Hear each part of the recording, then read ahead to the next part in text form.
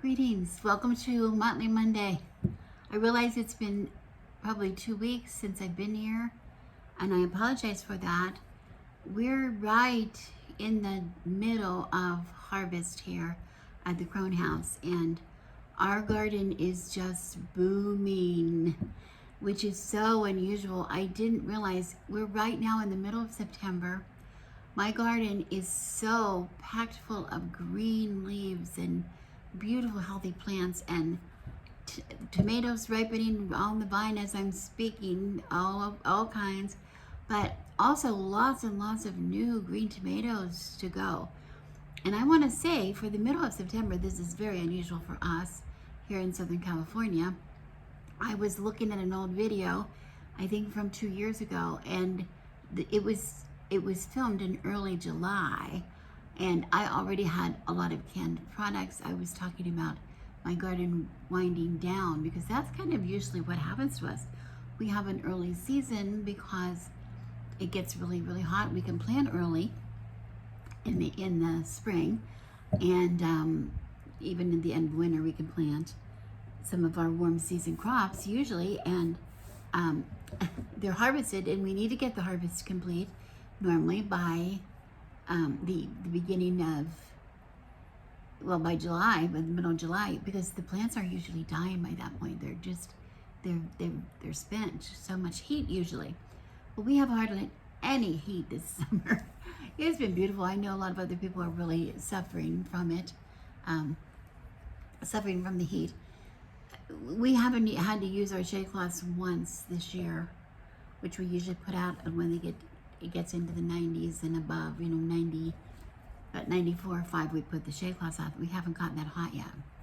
It's about 90 degrees today, maybe a little more, but it's supposed to cool down into the 80s again tomorrow, so we're not going to get out the shade cloths. But this is very unusual, and I realize a lot of other people are finishing some of their harvest, and it's just, it gives you pause, like what is happening to the climate? Are we having a climate change, or is it just an unusual year, or what is going on? But we had such a horrible winter, such a long winter for us, and such a cold spring for us, that seeds that I've started, my tomato seeds, I started at Imbolc this year, most of them, and kept them indoors, and it was not, and grew them under grow lights, etc. You were a part of that, you saw that. And it wasn't until, I want to say, a lot of them did not go in until maybe end of June, and really the end of June, I think I put plants outside. That was a long time to wait to get those out in the ground, and I had to repot them several times, and I lost some seedlings that they couldn't last that long. They needed to get into the dirt, but the dirt was too cold. So it was a little strange. It was a very strange thing. But at any rate, here we are. Next week is going to be Mabon, and we're getting into Mabon. And I've talked a lot about Mabon. You know I love Mabon, and it's when we start to switch into the dark half of the year. But one thing about Mabon that I love the most is the harvest. It is the second of 3 harvest seasons on the wheel of the year. And it is, in my opinion, it is what I like to call the harvest of second chances. Because at that time, no matter how bad your garden is, or how maybe you didn't get any zucchini this year, or you didn't get any cucumbers or whatever, or your bean crop was down, or you still have that opportunity usually to gather seeds. And that's what harvesting is about in the garden, actually, is you're harvesting the seed. The fruit you eat, you harvest the fruit and you eat it, but inside that fruit is seeds. Inside the pods are the pea seeds or the bean seeds. Inside the tomato or the tomato seeds. Inside the cucumber seeds, or the pepper seeds. Those are the things that we can save, and ensure that we will have a harvest next year, that we can try again next year. If it didn't go so good this year for the zucchini, next year might be a big crop. Might be a big crop. And that happens all the time. You can talk to anybody who gardens. They can tell you all the time. You hear them say, well, this was a really good tomato year. This year, no eggplant. I didn't have one eggplant. I talked to my daughter, her zucchini, she had male flowers. She had one female flower and all the rest males. So she only got a few zucchinis. That happens. It happens. if you were not a gardener, I don't want you to shut off the channel because I want to talk to you, because we harvest the seed of our intentions at this harvest, but it doesn't have to be garden seeds. We have life intentions all the time. Most of us have life intentions, many more life intentions than we do garden intentions. And I'm going to give an example that we wanted to make improvements in our life. Let's say, so I have an intention. Let's say you have an intention to adopt a healthy lifestyle. You want to get healthy. Maybe you want to lose weight or just be more fit, or maybe, you know, get rid of chronic health issues that you think you might be able to control. So we do things like we might go through our cupboards and get rid of junk foods, or we might and replace them with healthy food. We've all done that. We have really good intentions. We plant the seeds. We buy the protein powder, or the, you know, the low sodium snacks or low carb snacks or whatever you're into. We do that. Those are the seeds that we have. We have really good intentions, but before long, we usually lose that sight of that intention, and we start filling up our cupboards beside the, like in my kitchen, I have something called amla powder, AMLA powder. I'm not sure why I have it. I had a really good reason for having it. I've used some of it. I don't know what I used it for. I'd have to research it again to see why I had it. But right beside there in the cupboard, I can have a bag of candy corn, because it's starting to get into candy corn season. No matter how healthy I want to be, candy corn season is a season that we need to embrace. We need to, you know, respect that. And I do that very, very wholeheartedly every year at this time of the year. Okay. So then my seeds, those seeds that gets mixed up in my organization and my idea, my intention, the seeds I planted, I had the best intentions, but they sort of go amok. They go amok. Okay, we all have this happen to us. We spend a lot of time, my husband and I've mentioned that we are on Social Security, so we have a very limited income. We learned a big lesson from, I think all of us did it during 2020, early 2020, when we had the quarantine. Everybody was under quarantine and not leaving our homes and not shopping, and there was a lot of shortages when you could shop, so many shortages in the stores, and then there was a lot of scarce since because there was scarcity of some products, the prices were going crazy, and more people turned to becoming more mindful of their food storage, not just food storage, but other storage in their homes. So they were not so dependent on the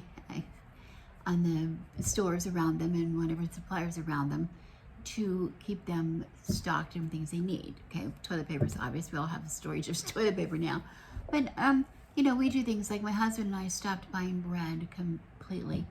And we bake any bread we eat, we bake it. And so we have flour in our long-term storage. We have a way, we put a lot of effort into it. We bought buckets, food grade buckets, so we could put bags of flour in there and keep the moisture out, keep the insects at bay or critters at bay. We do those kind of things. We do a lot of canning and preserving foods that we have, not just things that we grow, but we also buy things on sale, like meats will be on sale. Like chicken breast, for instance, will be on sale. And we eat a lot of chicken. When we eat meat, we eat a lot of chicken breast or thighs, whatever, but you can very easily pressure can that very easily, and it is delicious, and you can use it in all kinds of recipes. They'd call for cooked chicken. It's wonderful. It's like having a can of tuna, but it's chicken, and it's really good. And we do that all the time because chicken can be really, really expensive. So we have jars of that out in our food storage, okay? We had a lot of implementation and things in place, like plans. Both of us planned.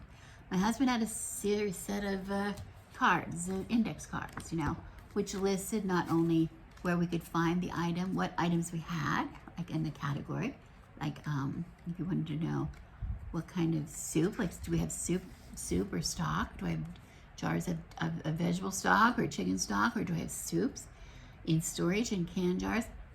This tells me, yes, I have 3 quarts or whatever I have, and where it can be found in our storage in our house, because we have different places.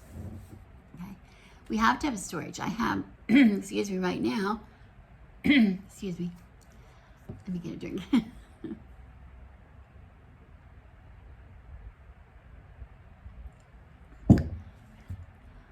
Right now in my food storage, I have out on my sun porch in the back, I showed you one big cupboard, but in addition to that big tall cupboard where I do a lot of my storage of some of my canned goods, I have something like 20 feet of my room out back, 2 walls in the back, about 20 feet of under the windows. We have windows the whole way around the room. Underneath that window, like several shelves high, of canned goods storage out there. A lot of jars.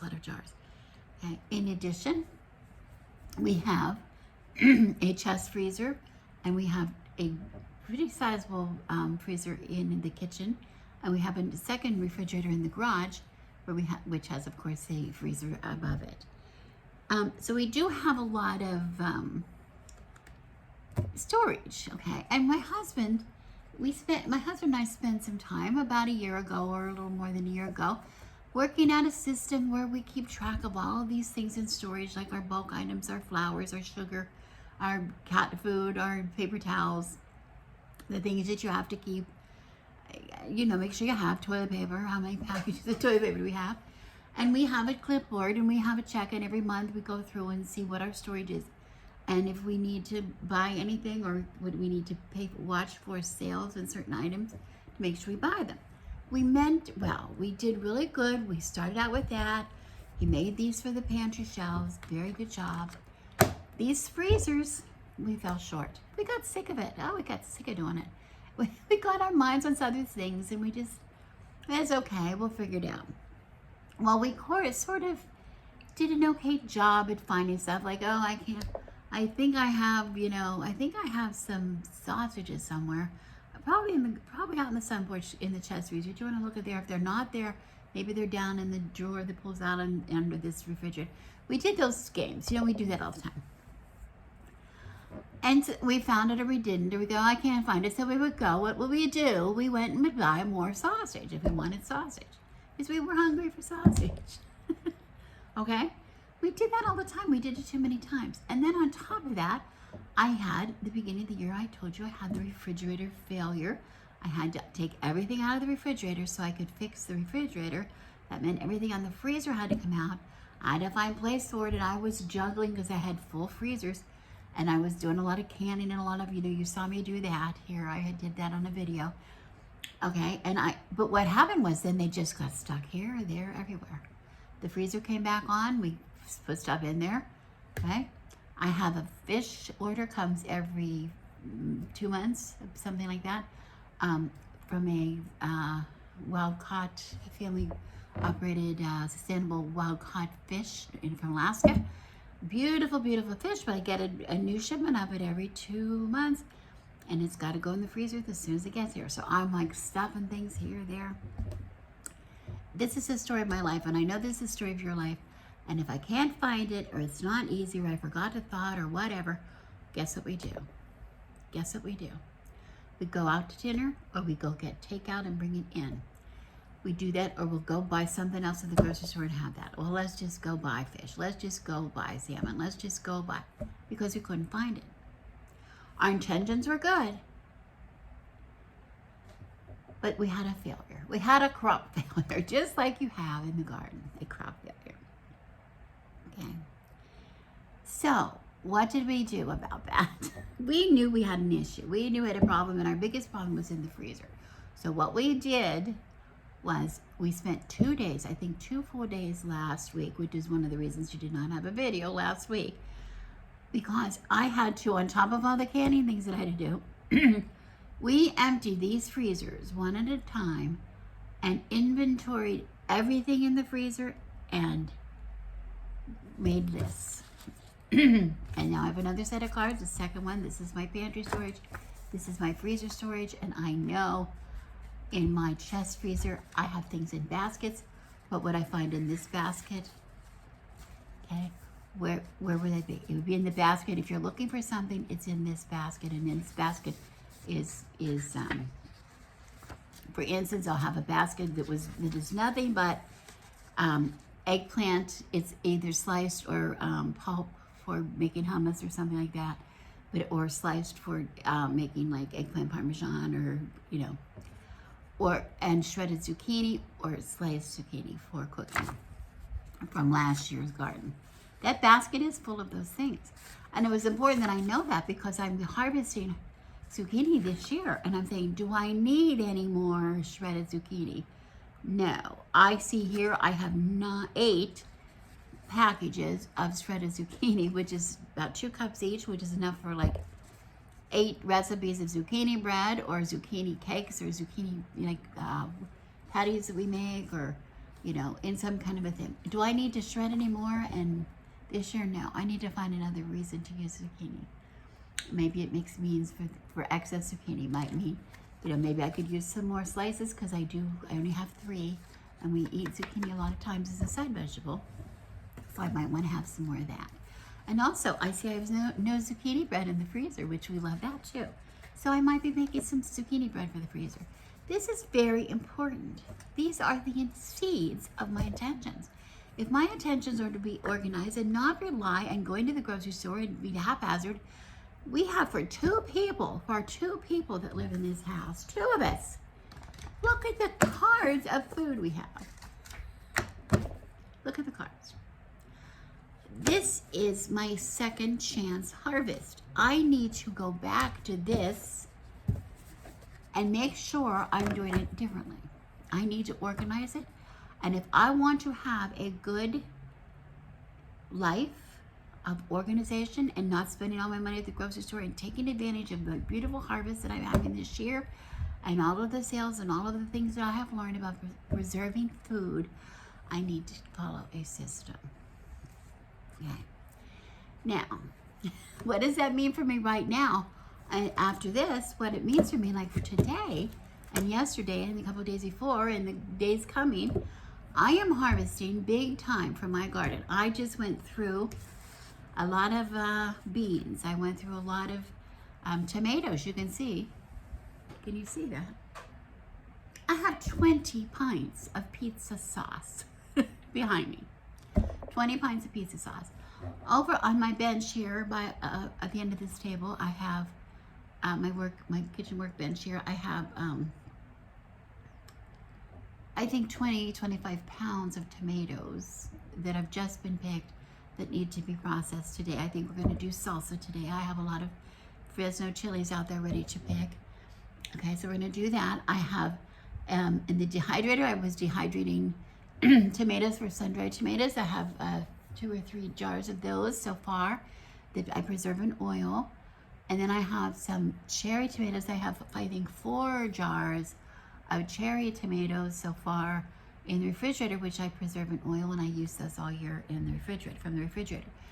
Now, this is just a drop in the bucket. My husband comes in and says, I've got a lot of green tomatoes. Okay, so in the middle of all the processing that I'm going to be doing, I'm also going to be looking at harvesting my seeds. Harvesting my seeds from my garden. This is a big part of it. This is going to make a difference next year. And I'm going to show you what I have this year to deal with.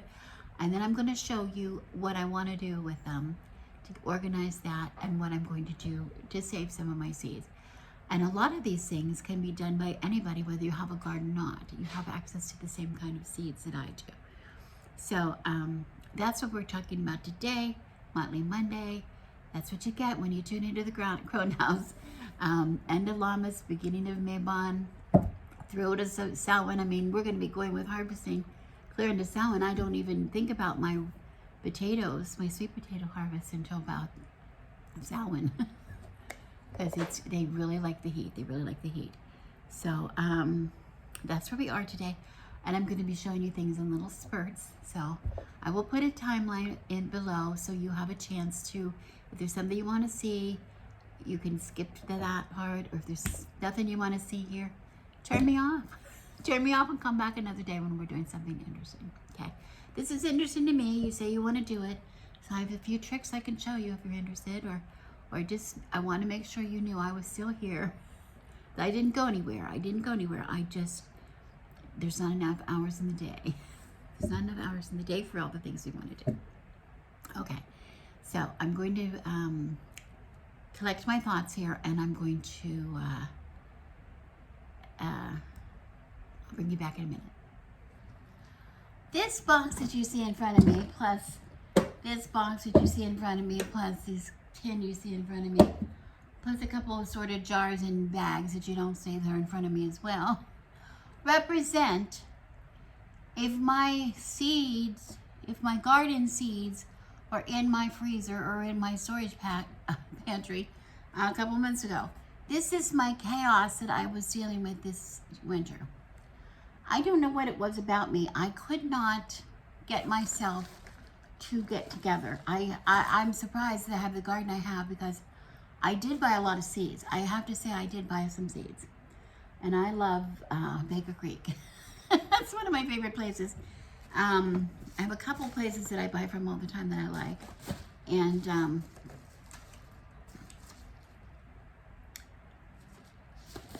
also, what is another one I like? I'm going to give them a shout out because they're so good.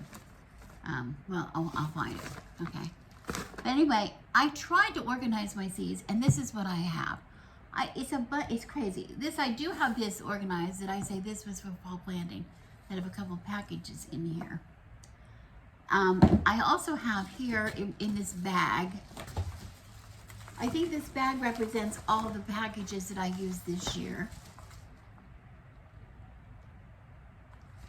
And I even have packages that are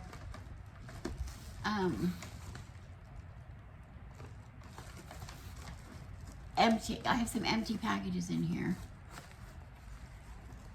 because that's supposed to be to remind me that I need to buy more. So I have all kinds of, so in many ways an assortment of empty packages, full packages, whatever. I have. Do you remember last year I made these envelopes of these tomatoes, the ways I want to try to plant some tomatoes using the slices on the paper towels? I never did it. I just never did it. I never got around to doing it. Okay, I have boxes in here. Inside here I have boxes and I have bags. There's seeds that I saved spaghetti squash from last year, which we didn't even plant spaghetti squash this year, and this was delicious. We had so many beautiful squashes that I'm turning around. Inside here I have tins. I'm just telling you,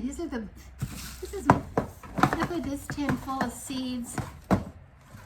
I think these are seeds that I planted. Yes, these represent what I planted this year. And a lot of these are going to be empty. Oh, Urban Farmer is the other one. I like, in case you're looking for good seeds, organically grown and really beautiful seeds. Urban Farmer is one, and Baker Seeds is the Baker Creek. Baker Creek Heirloom Seeds and Urban Farmer. This is an Indiana company, and this is, I'm not sure. This is Missouri company. Okay, but they both have wonderful, wonderful, wonderful seeds. So anyway, and I have a lot of them. I have duplicates. I had packages though when I went out to start tomatoes that I couldn't find any seeds. I couldn't find seeds in it, you know. Or I had saved seeds and I didn't know where they were, you know, in my garden. But anyway, I have bags like this. I have little bags from, you know, people gave me gifts of bags. Then here's another box that has seed packets in it, plus it has a box full of seeds. It's just crazy. It is absolutely crazy. I have bags of seeds. I have big glass quart jars full of seeds. And what did I do? What did I just say? Most of them I went and bought. Most of them I went and bought. Now, why do we do that? Why do we do that? I used to do that because I was afraid. Let me move this. We want to be sure that our seeds are viable. We want to be sure that they're going to grow. And if when you save seeds from one year to the next, you're worried, oh my goodness, what if they're old, the seeds are too old, or they weren't cared for properly and they did not germinate. Well, silly me, I just watched this man's video yesterday, I think it was, who said, well, he puts them out. When he saves the seeds before he puts them away for storage, he checks them. He puts some into a moistened paper towel. He used the takeout container with a lid, one of those nice sturdy plastic ones with the top lid is translucent, so it lets some light in, and then it has the black bottom underneath. I'll show you in a few minutes what we have. He wets the paper towel, puts it in, seeds in there, marks it, puts the lid on it, and waits a few days and see if it gets a germination. If they germinate, the seeds are good. We can do the same thing in the spring or whenever we're going to plant. Oh, I wonder if these seeds are really good. I wonder, like here I have seeds in here. If I can get it open. These are sugar snap peas from 2018. They were wonderful in our garden, but you see here, this is torn. I don't know, but it's been in a tin. It might be good. How do I know if it's good? I'm going to take a few and I'm going to see if I can sprout them. If I can sprout them, I'm going to store them correctly. And then in the spring, when I go to plant them, to see if I want to plant them, I will try again. I will try to see if they're still viable and see if I can get them to sprout before I put them in the ground. It takes even a crone a long time sometimes to learn something. I've been gardening for years and years, and I should know these things by now, and I know how to check to see if things, but I just didn't put it two and two together. Okay, but as you can see, I have a mess, and if I want to have a successful garden, and I don't want to spend a lot of money, this represents a lot of money that I have put into this, isn't it? Okay, so I don't want to spend a lot of money. I don't want to do it again. We all do these crazy, crazy things. How many of us are readers and have, when I was in the SCA, active in the SCA and doing a lot of research projects and things like that, I was guilty that I would just go by because we had to have really good sources. And I would find a book that I thought was a good source, and I would buy it, so I had it. And I found myself, I don't know how many times, I already had this book. Why am I buying this book? I have a couple that I have 2 copies of each book. Why would I do that? I don't know. I just don't even understand why I would do that. It's because I wasn't organized. Or worse, we have a book club, and we were going to read a book. The last book we read, it's Weird Sisters. It's Terry Pratchett, Weird Sisters it's called. And I thought, oh, okay, I'm going to go on Amazon because I buy most of the books from Amazon, and because I can get them shipped to me for free. And I looked up the book, and it says last purchased, something like 2016, a date in 2016 or 2017. What? I purchased that book? Why did I purchase it? And I looked, and yes, I had purchased the book. I'm like, what? It says I had already purchased this book, and my husband says, who was the one who put the books on the shelves the last time they were organized in the office there in the library? I'm sorry I keep pounding on that. I know that's annoying in the camera. I'm very sorry. I mean, in the microphone. I apologize. I get very passionate. I said, it says I bought it in 2017 or whatever. I already have the book. He goes, oh yeah, it's on the shelf in the library there. It's on the shelf. There it was. I had never even broken the spine of the book. It had never been opened. I don't know why I bought it.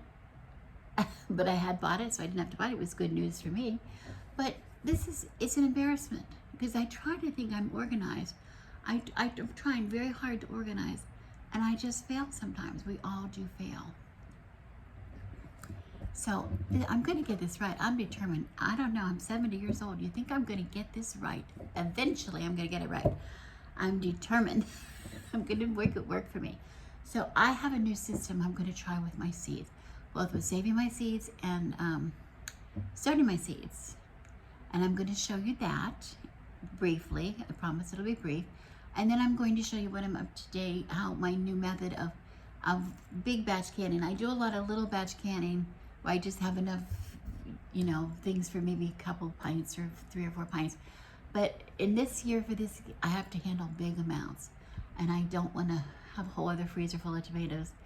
I have to use them when they come in and need to be used. So I'm going to use up these tomatoes. I'm going to show you my little trick for doing that. And it's only interesting if you're interested in gardening. I don't know. If you're not, again, go back, come back another time. Before I show you what I bought, I want to show you something about the order that my husband had to call my attention to right away, because he knows this is something that drives me crazy. Drives him crazy as well. I got actually 2 orders from Amazon that I chose to have shipped together in the same day rather than 2 different days, because I'm trying to cut back on how much packing material they use and how many times the truck has to come to my house, etc. I try to be, you know, as conscientious about that as I can. And we were excited because the box, 1 box, I said instead of 2 boxes, it was 1 box. And here you can see it says, I have to turn it because it's backwards. This box is now made with less material. And it says, scan to see why less materials matters. Which made me real happy. I thought, well, isn't that wonderful? They care. They really do care. They're going to try to make this, you know, to be conscientious about our Earth. We have one Earth. I say all the time, one Earth. Let's take care of it. Let's stop with this stupid waste. And here they were, 2 in 1. And this is one thing I got. I got these little blank envelopes for organizing my seed. And yeah, they're in plastic. Okay, they're in plastic, but that makes sense if they're in plastic. Okay. But this made me nuts. Inside that box. Inside the box was this, which is what I ordered, which was covered inside this. It was inside this. Very thin, pointing out single-use plastic. This is not going to be recycled. It's going to be thrown away. Single-use plastic to cover a plastic box. Okay. Well, you can go ahead and say it. You can say, well, it keeps it clean, it keeps it whatever, yada, yada, yes, doesn't it? Okay, so let's take my plastic box, and it's very nice. This is meant for photograph storage, I guess, but it's really good for seeds. It has a nice little carrying handle on it, and little, let's see if I can figure this out, a little snap-on lids. Open it up. There's some labels that you can label your things. And what do I see inside the plastic box? I don't know if you can see this, but there are 18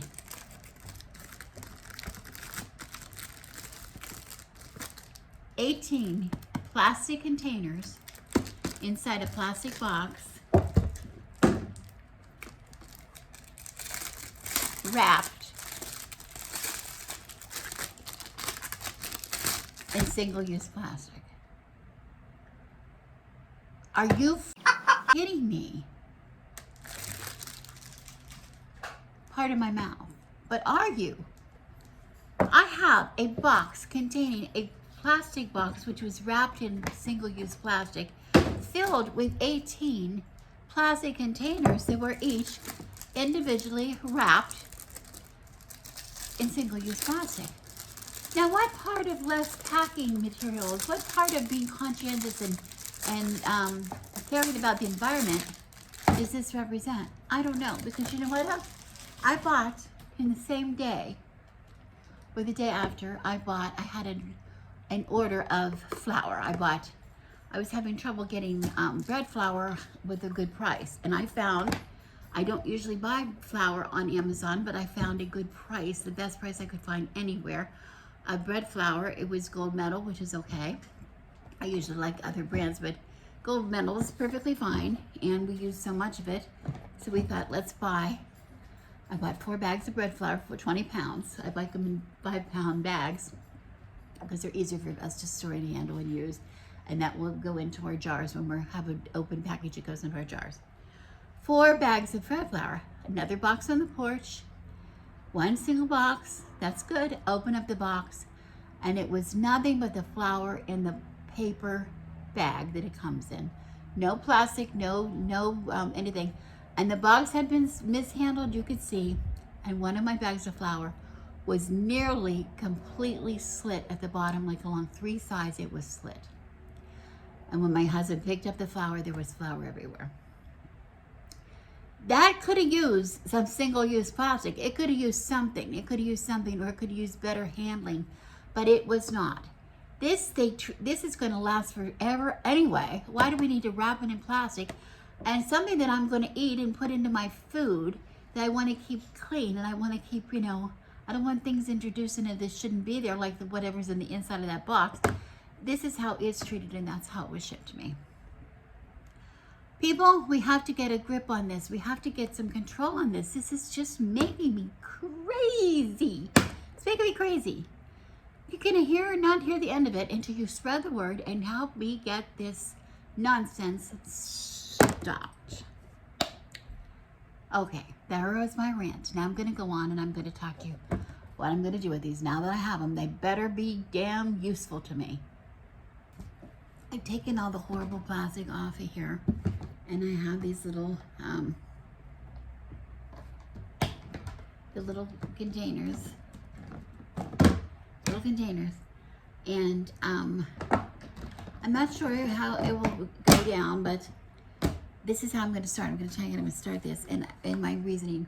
Now, a lot of you are going to say, you know, you've been storing your seeds in little plastic bags or little paper envelopes or whatever, just in a Tupperware or something, Gladware or something, forever, and they're fine. And I understand that I've been doing the same thing. I've had gardens for a lot of years, but I have to tell you that I've got a lot of seeds. Number one, now I've got a lot of equipment for seed starting and things, because we have a lot of garden. Remember, I have over 50 tomato plants producing plants in my garden this year. So I also have I have a small house with a lot of stuff in it. Everything's kind of full. So a lot of my storage has been put on the seed porch, which is off of my bedroom. It's off of both the sun porch and my bedroom.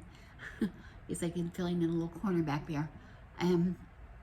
But it's not winterized. It's just a screened in porch, and it gets a lot of water. It's just a stone floor, a lot of brick, like a paver floor made out of pavers. And so water, when we get a lot of saturation, water will rise in there, and I get a wet floor, and it's not hooked on. There's a roof, but it's not hooked onto the house, so it drips water a lot. It gets a lot of water. This is where I've been storing things, so I have to have something. Some of my seeds, I did the best I could. I put these things inside. But I want something compact. I want something that I can take up less room, or maybe a couple things. So that's one thing that I want to say. I want to be able to keep things so that I have a better chance of having success, right? I have to have good seed to get my intentions, and I've got to care for them, care for my seeds to make sure that I can manifest the intentions that I want. So the first thing I did, I'm not going to go through this, but I'm going to say my method. First thing I'm going to go through is these. I told you I had the seeds that I have planted this year, okay, in my garden. And this, I have tie-dye, Cherokee purple, sun gold, Roma, Amish paste, San Marzanos, Principe Borghese, green zebra, Paul Robeson. These are my major tomatoes. Plus I also have I have yellow pear, black cherries, and Tiny Tims. I also have one of the workhorses. This has been one workhorse tomato for me for I can't tell you how many years. It's called Black Plum. And in my climate, they don't get huge. They stay pretty small. They're a nice meaty tomato, red with a little bit of a green on them.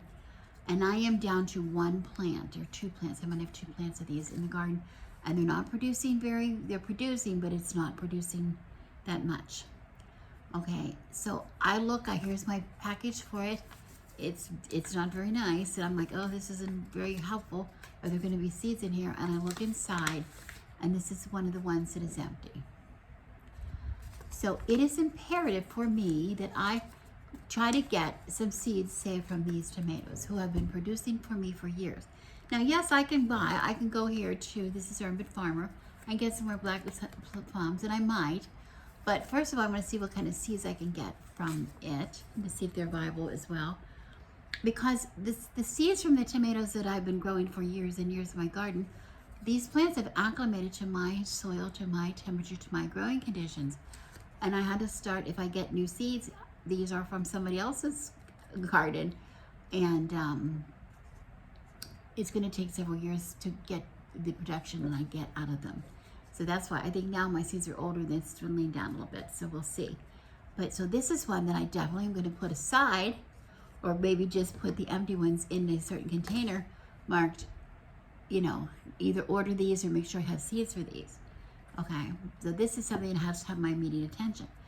I don't want to find out at Imbolc this next winter when I go to start seeds that I don't have any black plum. Because we've been through that, and we went through that in 2020, and where we could not get seeds, we couldn't get them. So we have to make sure that I can get these, because these are a good workhorse. They're good. I like to use a combination of seeds in my tomato products when I make my salsas and my sauces and things like that. Okay. Then I look at the ones that I have, and these are pretty new seeds. I check the date. This says sell by 21, so these are 2 years old. I still have, first of all, I have Berkeley tie-dye. I have in the package, I see that there's 1 or 2 seeds in the bottom. It's pretty empty. But fortunately, I have a bowl full of Berkeley tie-dye that it's in the day, so I'm going to get some seeds out of that. So again, this is going to be something I go with this to make sure I have seeds. If I don't get viable seeds from these tomatoes that I have here to harvest, this is going to be reordered. Okay, so I just do this. I go down through my seeds and see what do I have. And here I see the Cherokee Purple, which is a wonderful producer. For me, I get these beautiful, glorious purpley tomatoes. Very delicious and very versatile. And I have some seeds in here, so this is good. But I want to make sure that I have seeds in mine. So I'm going to put the seeds just for now that you can see. The tomatoes, these are basically my tomatoes, my full-size tomato plants. I'm going to be putting in one of these, or at least my heirlooms, okay? So here's a Roma tomato. I've got some seeds there, and that's a big producer for me. So I'm going to put that there. Amish paste, I just started using this a couple years ago, and I got a good many seeds in there. That's going to go. San Marzano is the backbone of any delicious sauce. I love that. But this is from 1230. This is from 2020. Package for 2120. And I look and see there's only maybe 2 or 3 seeds in that. I have got to make sure I have seeds from this. So I'm just going to continue to go that, and I will have one maybe for my heirloom or my, let's call this my indeterminate, because these all grow up on a, well, they don't all. Maybe I should divide them into indeterminate and determinants. Whether they need to go up a string or up a trellis, or if they're just, you know, good cage. Anyway, I figure out maybe put my cherries in another container so that when I go to start them, I want them to like with like, because they tend to go at the same time. We don't start pepper seeds at the same time we start, let's say,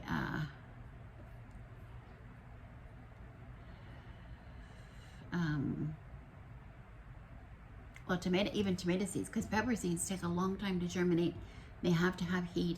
Tomato do too, but peppers really need the heat under them when they're starting. Oh, here's one more I want to say. Kellogg's Breakfast is a new kind for me this year. I never did it before, and it's producing beautiful tomatoes, but I only have a few of them. But I have lots of seeds in here. You know, not lots, but it's a pretty full thing. And this is packaged for this year, 2023. So I know this is going to be good for next year. So it's definitely going to be in my container. Okay, I have that. In case I don't have viable seeds, I know I have really good ones here from them. So this is what I'm going to do, and I'm going to use this way. Now, what about the ones that I'm going to do? What about the seeds that I'm going to do that are from my own seeds? Well, I'm going to show you how I'm going to start them. That's the last thing I'm going to do for you today. But I'm going to show you these. You know, these are just these little envelopes. Let me see if I can open this.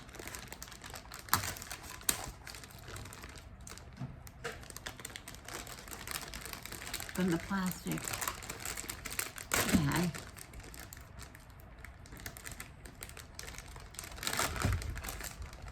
And I like these because these are just brown paper. You can seal them if you want to. I usually don't. They're fine if they're just folded.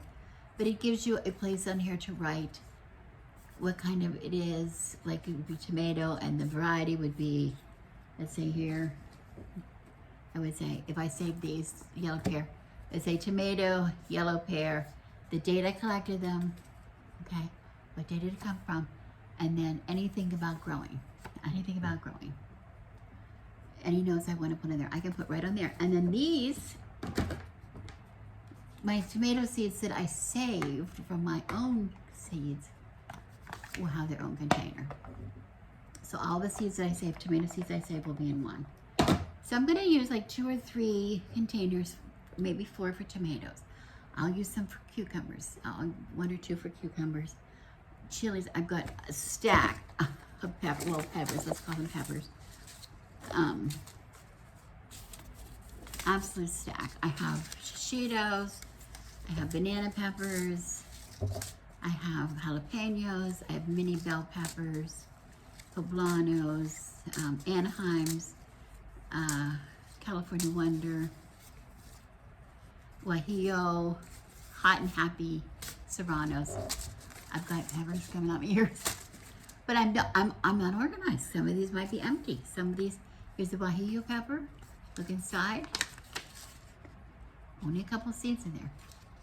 And pepper seeds are so easy to save. You don't even have to grow them to save them. They're wonderfully, and I'll talk to you about that another time. Okay, I'm going to now show you my setup. I want to show you how to save some. I do want to show you how I want to save them this year. I'll do that, and then and my setup for my big batch canning is off. I'm not going to do much more than that.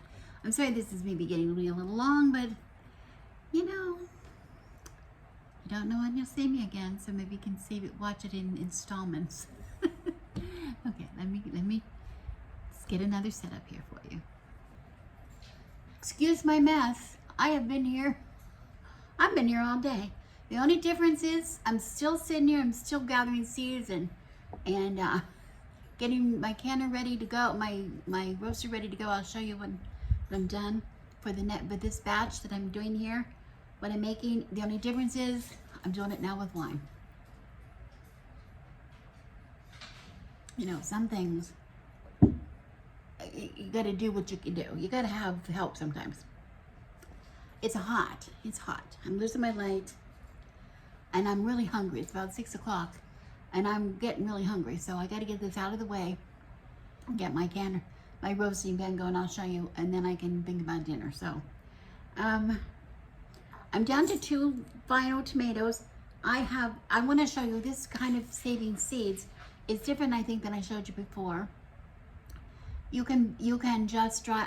I showed you the slices before, how you can just slice, and I'll talk about that another time. I can just take slices off and dry them on paper towels, and then store them that way. And then when it's time to plant the seeds, you can plant that slice. Okay, you can do the same thing by squeezing the stuff out of the tomato that I'm squeezing out here that I'm going to show you. And you can put that on a paper towel, on a paper plate or something, and then when it's completely dry, you can fold it up and store it until the following season, till the season is to start the seeds.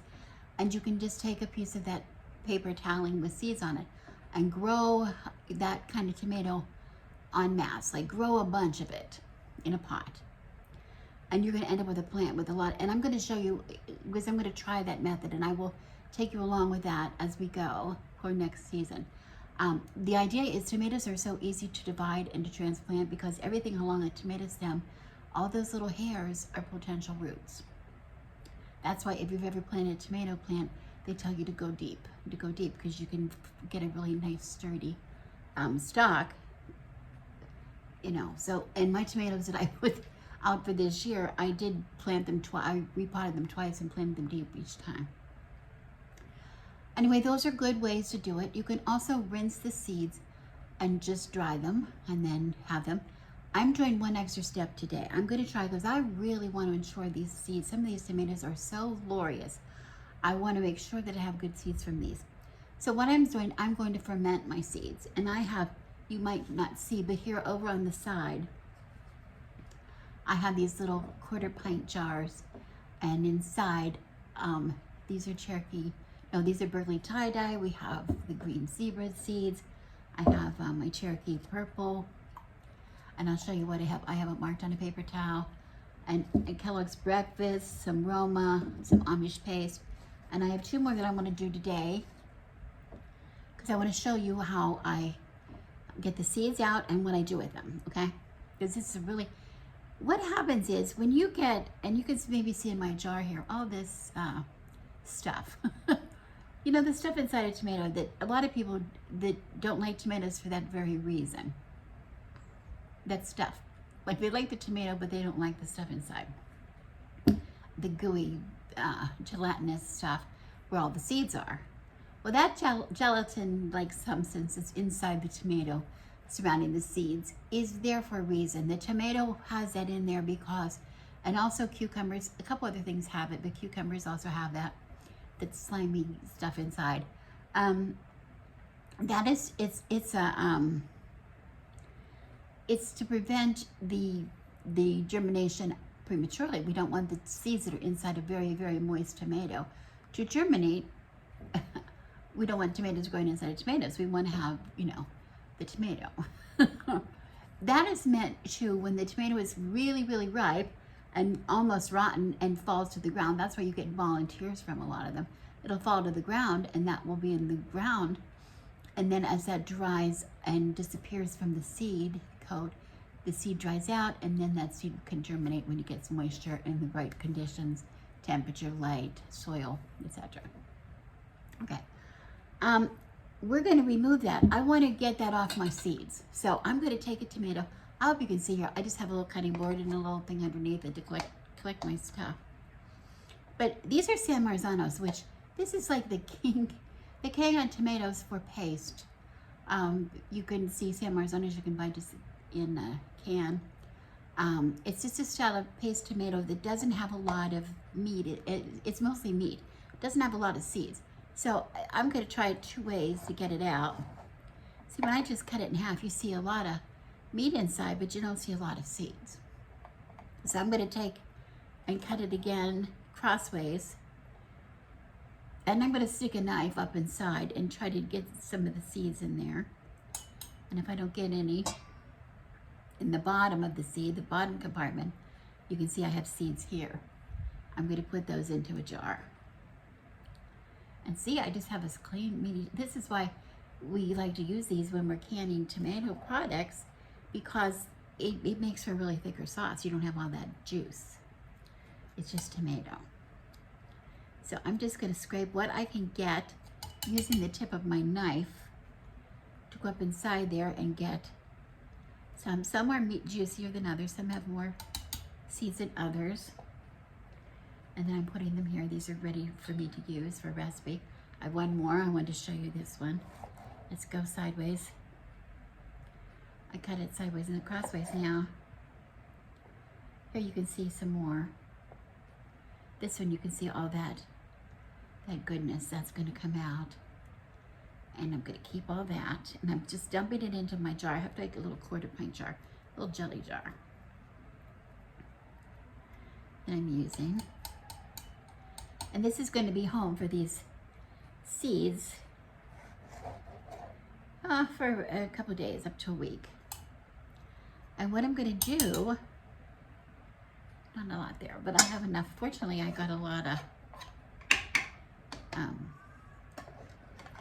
want to make sure I clean all the seeds off of this, my knife and my board, because I don't want to get San Marzano seeds in my next batch of seeds. I want to make sure these are only San Marzanos.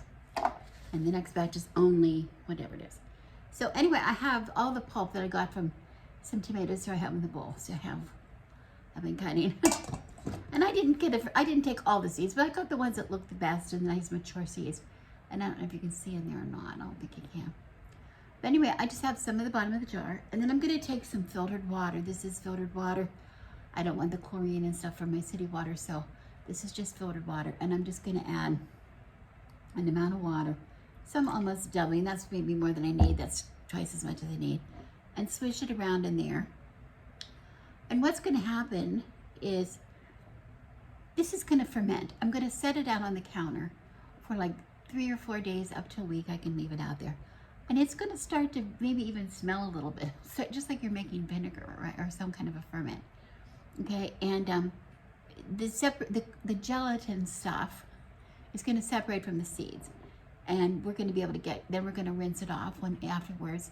We're going to be able to rinse out it, dump this through like a metal colander, little metal strainer, get all that off, so we're just left with the pure seeds, which we will then turn out onto like a paper towel to dry.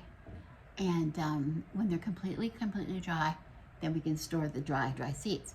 But this might even stink. It might even grow some mold. That doesn't matter, because think about in nature, that's what vegetables do. They grow, they get moldy and icky, and you know, you get stuff growing out of your compost pile all the time, and that's moldy stuff. So it's okay that happens. It's okay that it happens, because we're not gonna use that. We're gonna rinse that off. But anyway, we're gonna get rid of all of that stuff on there.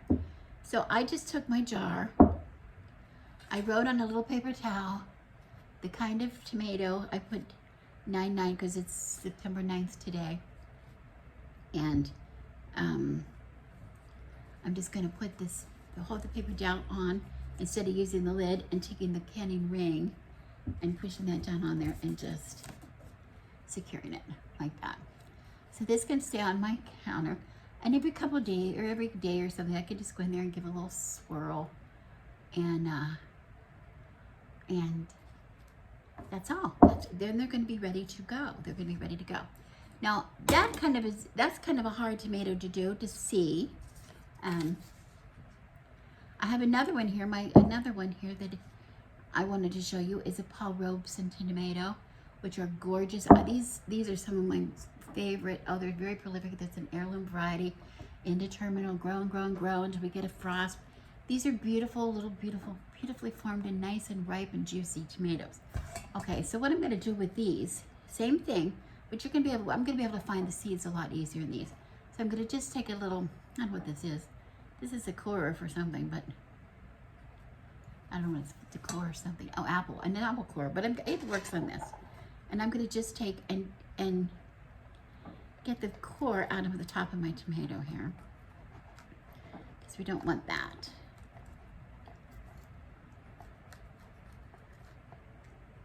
That's going to go in the compost. Okay, and then I just have this beautiful tomato, and I'm going to take a slice. There's a couple ways you can do it. You can slice it. Some people say slice it this way and squeeze it. It depends on the kind of tomato. Sometimes you can see better if you can take it in a slice. So I'm going to just cut it in half this way, and then you can see all the little cavities with the seeds, and look at all the juice and the seeds in there. Okay, so I'm going to just take the tip of my knife over to my jar. Should I put it up here? Can you see better? And I'm going to just gently empty those cavities. Gently empty the cavities of the seeds. Some of the juice, I don't have to get all of them. But when you have a really ripe, juicy tomato, we know those seeds are developed. Those are nice, developed seeds that are going to grow into a tomato. And it looks like I'm keeping a lot, and we do, we always deal with large amounts of seeds. But remembering that it takes one tomato seed, one viable tomato seed, to grow a whole entire tomato plant, right? So I'm gonna, whatever the meaty tomato is left, I'm gonna put here on my bowl, because that's gonna go. I can do the other half same way. I'll put it up here so you can see it.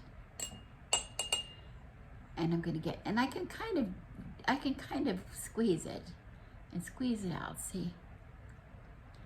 But I like to be gentle with the seeds. I don't really care if I get them all. I just want them to be happy. I want them to be happy. So they give me a beautiful, beautiful crop next year. This is one of our favorites. It's such a tasty, beautiful tomato. Okay. I'm just going to cut that in half. See, there's more seeds I could get, but I'm not going to bother. I'm not going to bother with that. And then I have one more tomato left, my last one. Then I can eat dinner. And I can just use the knife to get this core out. If there's any bad places on the tomato, of course I would not include that. I would take that out.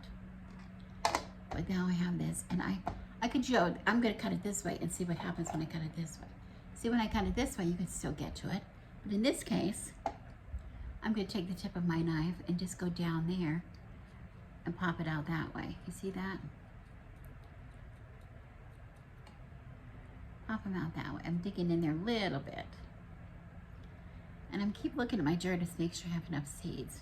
And I can cut it again and get some more seeds.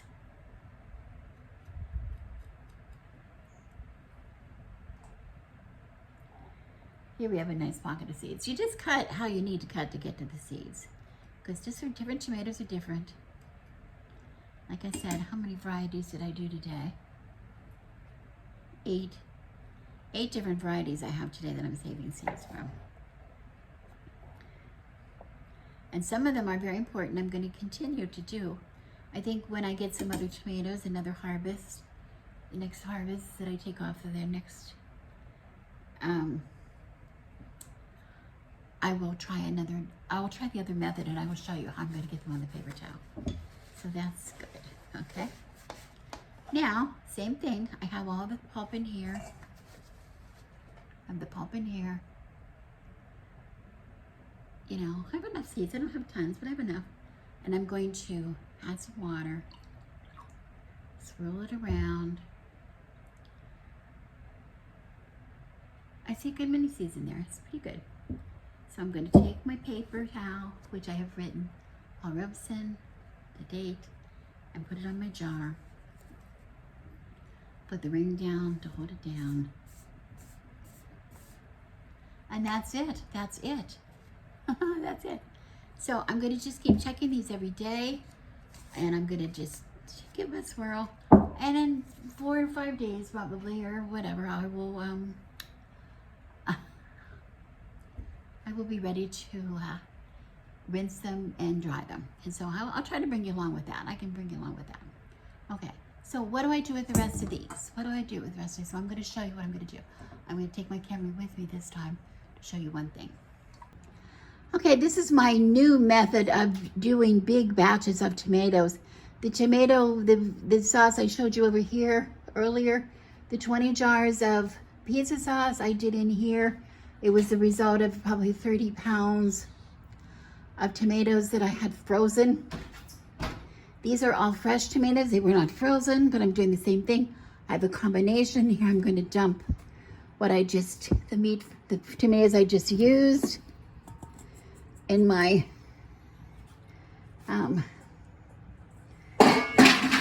seeds. And I have a big combination, 7 different kinds of here. If I would dig in here and show you, I don't really want to do that, but I have all kinds of tomatoes.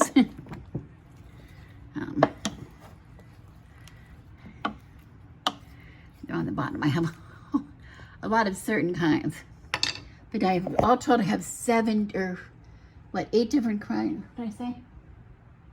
Yes, 8 different varieties. And I'm just going to turn this on. This is one of these roasting ovens. And I'm going to just turn it on about 250 or 300. And I'm just going to let this cook. I think about 250. I'll put the lid on it. I didn't do anything else. And I'm going to let that cook. I'm going to let it cook probably till tomorrow when I get up in the morning. So that's going to be 12, I don't know, 15, 16, 17 hours, 18 hours. And I'm going to look at it. And at that point, now let me show you my face here. There you go. I just when I talk to you, I like to see you. I know I can't see you, but it's just in my head. It's in my head. I'm going to let that roaster go about between 12 and 18 hours, actually, at about 250, 300 degrees. I might turn it down when I go to bed down to like 200. And it's just going to slowly, slowly break those tomatoes down, and they're going to release their goodness. There's no seasoning at all in there. It's just tomatoes. And then tomorrow I'm going to add to it. In the morning I'm going to add some Fresno chilies, some onions, some garlic, fresh cilantro, the ingredients that I want in my salsa. Okay, and then I'm going to cook it a while, and then I'm going to give it a little bit of a, I'm going to use my immersion blender just to blend it a little bit. I want to keep having texture in it. I don't want it to be completely smooth, but I want it to be little, I don't want big, huge chunks. Because when canned salsa, that sort of makes it a little watery, and I don't want that. Okay, so I'm going to do that, and then I'll be ready to put in the jars and put it in the water bath. I don't have to put it in the pressure canner because it's a high acid. Tomatoes are high acid, and I'm also adding some vinegar or lime juice. I haven't decided what I'm going to use, but probably lime juice. So that's going to keep the acid level up high enough that I can do it in the water bath canner. So there you go, and I'm going to see how many jars I get from it. I'm hoping to get maybe 16. I could maybe get 16 pints out of these amount of tomatoes. I'm not sure. We'll see. We'll see what I do. Or what size. I might put them in half pints because my husband and I like half pints too. So we'll see how many I get. And then we'll be on to the next batch harvesting and what we're going to do with that one. So I appreciate you watching. Those of you who have watched the whole video and stayed tuned to watch it. It's a long video probably when I get done with it. I feel like it's long because I've been here a long time. And I'm gonna, for anybody who's still left watching me, thank you for being a very loyal viewer. I appreciate it. I really do appreciate it. Because it's for you. It's for you. So, cheers and happy Mabon coming up in a week.